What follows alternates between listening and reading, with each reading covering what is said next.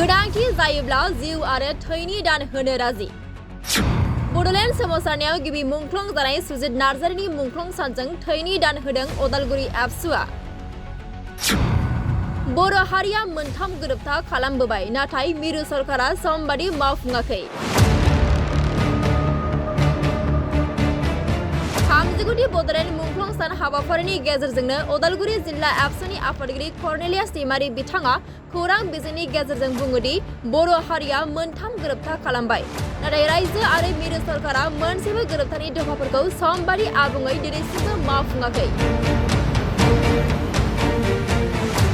दिनै सोरनिबा जिउखौ बासायनो थाखाय थै दान होदों, नाथाय गोरोबथानि दफाखौ मावफुङाब्ला रायजो राजाफोर आरो एबसुनि मावथिफोरा जिउ आरो थैनि दान होनो दिनैबो राजि। बेखायनो गोरोबथायाव थानाय मोनफ्रोमबो दफाखौ समबादि मावफुंनानै बर' हारिनि साननाय हनायखौ जाफुंसार होनो थाखाय गोख्रोङै खावलायहरदों उदालगुरि जिल्ला एबसुनि आफादगिरि कर्नेलियास दैमारि बिथाङा। बेजोंनो जोङो फोरमायनो नागिरदों दा दिनै बर' हारिया थांनाय गोलाव समाव जों आन्दलन खालामबाय, जुजिबाय।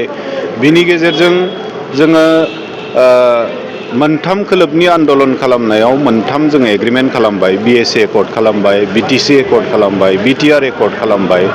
जाय थांखि आरो उद्देश्यखौ लानानै गेदेमा मुंख्लंफोर बिथांमोना बा बर' हारिनि साफ्रोमबो फिसाफ्रा माने बे आन्दलनाव मोनथाम खोलोबनि आन्दलनावबो बारसोमबाय आरो बेवहाय मुंख्लं बिथांमोना गावनि जिउ दान होबाय। दा बे थांखि उद्देश्य आरो सिमांखौ मोगथां महर होनो थाखाय दिनै दुलाराय बर' फरायसा आफादा दिनैबो खामानि मावगासिनो दं आरो फैबाय थानाय समावबो जों मावगोन। आरो बे दिनैनि बे ब्लाड डनेशन केम्पनि गेजेरजों जों बेखौनो बुंगोन जे थांनाय समनि जि माने मोनथाम खोलोबनि आन्दलन आरो मोनथाम जि एग्रिमेन्ट, बे एग्रिमेन्टखौ लानानै स्टेट गभर्नमेन्ट, सेन्ट्रेल गभर्नमेन्टआ खोब बिराद सिरियास बेबायदि जानायखौ जों नुबोआखै। मालाबा समफोराव जोंनि बे एकर्ड खालामनायनि गेजेरजों जि दफाफोरखौ मोनबाय, बे दफाफोरखौ समय मथे दिनै मावफुंनायखौ जों मोनाखै। BSA एकर्डनि दफाफोर खोब मोजाङै मावफुङाखै। BTC एकर्डनि दफाफोर दिनैबो स्वयं सिगनेटरि बिथांमोना बुंबाय थादों गोबांथार दफा बेखौबो माने मावफुंनो दङ। BTR एकर्ड रिसेन्टलि 2020आव मावबाय, बेखौबो दिनैसिम 6 बोसोर जाबाय बेखौ मोजाङै मावफुङाखै।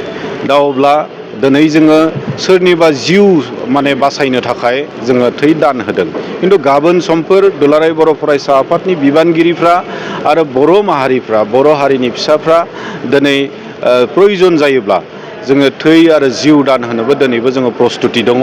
जोङो दुलाराय बर' फरायसा आफाद उदालगुरि जिल्लानि दिनैनि हाबाफारिनि गेजेरजों स्टेट गभर्नमेन्ट, सेन्ट्रेल गभर्नमेन्टखौ जोङो बेखौनो मोनसे मेसेज होदों जे जोङो प्रयोजन जायोब्ला जिउ आरो थै दान होनोबो जों दिनैबो प्रस्तुत दङ। दा बेखायनो जिखिनि हाबाफारिफोर थांनाय समफोराव मावनो गोनां दङ, जिखिनि प्रतिश्रुति सक्तिनि गेजेरजों लाबाय, बेफोर गासैखौ मावफुंनानै बर' हारिनि जि आखा आकांक्षा बेखौ सुफुंनो थाखाय खामानि मावनांगौ। जों दिनैनि बे हाबाफारिनि गेजेरजों बेखौनो दाबि जनायो।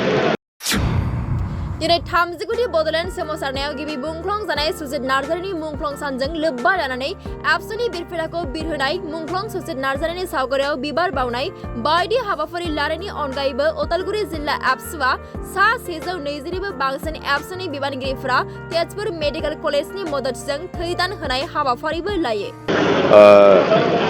12 जुन दिनैनि तारिखआवनो 1987 मायथाइयाव गिबिसिन मुंख्लं बड'लेण्ड सोमावसारनायनि मुङाव सुजित नार्जारि बिथाङा मुंख्लं जायो आरो बेखौनो लानानै दुलाराय बर' फरायसा आफादा माहारि नाङैनो बा बर' माहारिया मुंख्लं सान हिसाबै बेखौ फालिबोबाय थादों आरो बेखौ फालिनाया 39 बोसोर जाबोबाय।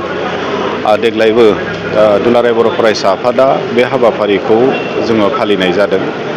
गेदेमा मुंख्लं बिथांमोनखौ गोसोखांनानै, बिथांमोनखौ मान होनानै जोंनि दुलाराय बर' फरायसा आफादनि फिरफिलाखौ हाफ मार्च जों खालामनाय जादों आरो बेजों लोगोसे मुंख्लं सुजित नार्जारिनि मुसुखा आरो मुंख्लं खाम्फा, बेयाव साफ्रोमबो मुंख्लंफोरखौ श्रद्धान्जलि होनाय बा बिबार बावनाय बे हाबाफारि जों लानाय जादों।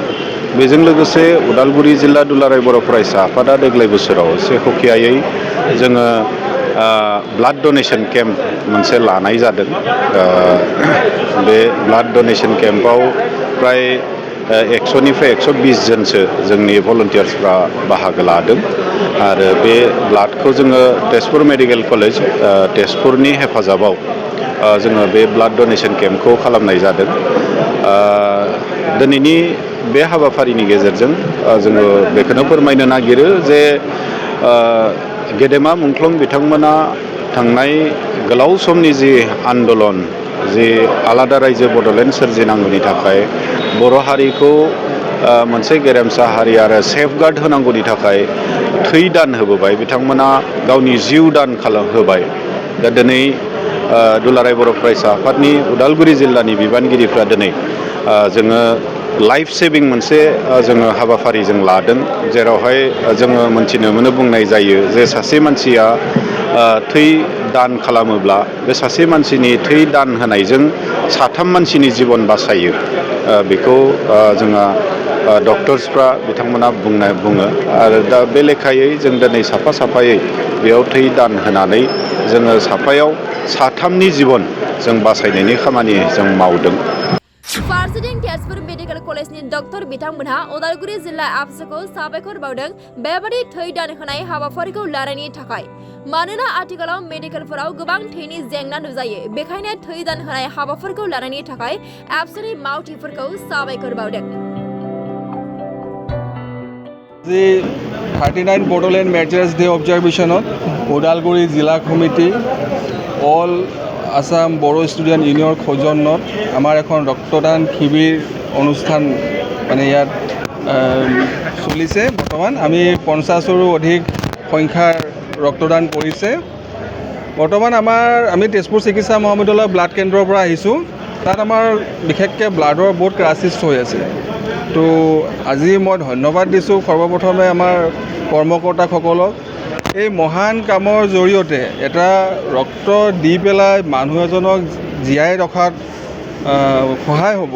আজি আমি হস্পিটালত দেখোঁ বহুত মানুহে ৰক্ত নাপায়, আৰ্তনাত কষ্ট পায়। কিছুমানৰ হয়তো উন্নত মানৰ চিকিৎসাৰ কাৰণে গুৱাহাটীলৈ প্ৰেৰণ কৰা হয়। তো খুব ভাল এইটো কাম কৰিছে তেওঁলোকে আৰু আগন্তুকো কৰি থাকিব বুলি আশা ৰাখিছোঁ। আৰু এতিয়ালৈকেও বহু সংখ্যক লোক আমাৰ ইয়াৰ সদস্য মেম্বাৰ আদি একত্ৰিত হৈছে।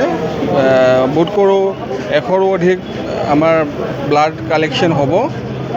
চলি আছে, ভাল লাগিছে। আৰু আগন্তুকো আমাৰ যাতে ওদালগুৰি এপছক মই এটা অনুৰোধ কৰিম যাতে এনেকুৱা ষ্টেপ লৈ থাকে। ব্লাড ডনেশ্যন কেম্পৰ নিচিনা সুন্দৰ এটা সমাজত প্ৰয়োজনীয়, বৰ্তমান আমাৰ এৱাৰনেছৰ প্ৰয়োজন আছে। আৰু যাতে নেক্সটত আৰু বিশাল সমাবেত মানুহৰ জৰিয়তে বিশাল সংখ্যাৰে ব্লাড ডনেশ্যন কেম্প এটা কৰাৰ ইচ্ছাৰে দিয়ক। ধন্যবাদ।